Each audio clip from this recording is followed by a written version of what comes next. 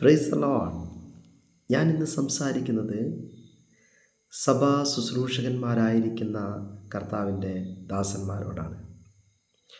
എല്ലാവരുടെയും ഉള്ളിലുള്ള ഒരാഗ്രഹമായിരിക്കും, ദൈവമേ, എങ്ങനെയാണ് ഞാൻ ശുശ്രൂഷിക്കുന്ന ദൈവസഭ വളരുന്നത് എന്നുള്ളത്. പ്രിയമുള്ളവരെ, യേശു കർത്താവിൻ്റെ ഈ ലോകത്തിലെ ജീവിത സമയത്ത് താൻ പത്രോസ് എന്ന ശിഷ്യനോട് പറയുന്ന ഒരു വലിയ പദമുണ്ട്.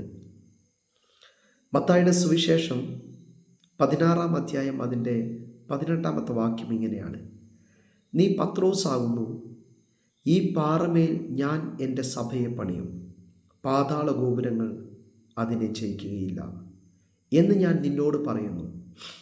സ്വർഗത്തിൻ്റെ താക്കോൽ ഞാൻ നിനക്ക് തരുന്നു. നീ ഭൂമിയിൽ കെട്ടുന്നതൊക്കെയും സ്വർഗത്തിൽ കെട്ടപ്പെട്ടിരിക്കും, നീ ഭൂമിയിൽ അഴിക്കുന്നതൊക്കെയും സ്വർഗത്തിൽ അഴിഞ്ഞിരിക്കും. ഒരു സഭയുടെ വളർച്ച, ആ സഭയെ വളർത്തുവാൻ വേണ്ടി ദൈവം നമുക്ക് തന്നിരിക്കുന്ന ഈ അധികാരം വലിയതാണ്. നമുക്കറിയാം, പ്രശ്നങ്ങളുണ്ടായിരിക്കും, പ്രതികൂലങ്ങളുണ്ടായിരിക്കും. പക്ഷേ പത്രോസിനോട് ദൈവം പറയുന്നൊരു പദമുണ്ട്: നീ ഭൂമിയിൽ കെട്ടുന്നത് സ്വർഗത്തിൽ കെട്ടും. അതൊരു ഭയങ്കര അധികാരമാണ്.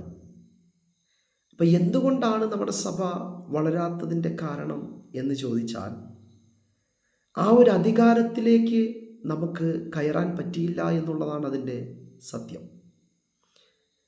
ഞാൻ എൻ്റെ സഭയെ പണിയും, പാതാള ഗോപുരങ്ങൾ അതിനെ ജയിക്കുകയില്ല എന്ന കർത്താവ് പറഞ്ഞേക്കുന്നത്. അപ്പം ദൈവം നമ്മുടെ കയ്യിൽ ഒരു സഭ ഏൽപ്പിച്ചു കഴിഞ്ഞാൽ, പാതാള ഗോപുരങ്ങൾ ആ സഭയെ എങ്ങനെയെല്ലാം തകർക്കാൻ എന്തെല്ലാം മാർഗങ്ങൾ സ്വീകരിക്കാമോ അതെല്ലാം സ്വീകരിക്കും. അതിന് മനുഷ്യനെ എഴുന്നേൽപ്പിക്കും. അതിന് പല നിയമപ്രശ്നങ്ങൾ അതിൻ്റെ പുറകിലുണ്ടായിരിക്കും.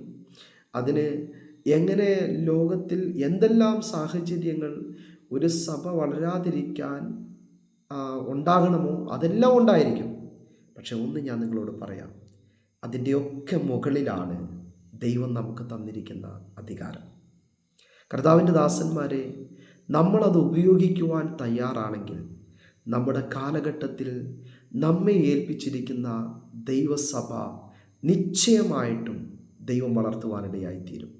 പ്രാർത്ഥനയോടെ, ഉപവാസത്തോടെ നമുക്കതിനു വേണ്ടി ഒരുങ്ങാം. അനേകർ ദൈവത്തെ അറിയുവാൻ, കർത്താവായ യേശു ക്രിസ്തുവിനെ അറിയുവാൻ, രക്ഷയുടെ അനുഭവം പ്രാപിക്കുവാൻ, നിത്യതയ്ക്ക് വേണ്ടി ഒരുക്കുവാൻ ദൈവം നമ്മെ സഹായിക്കട്ടെ.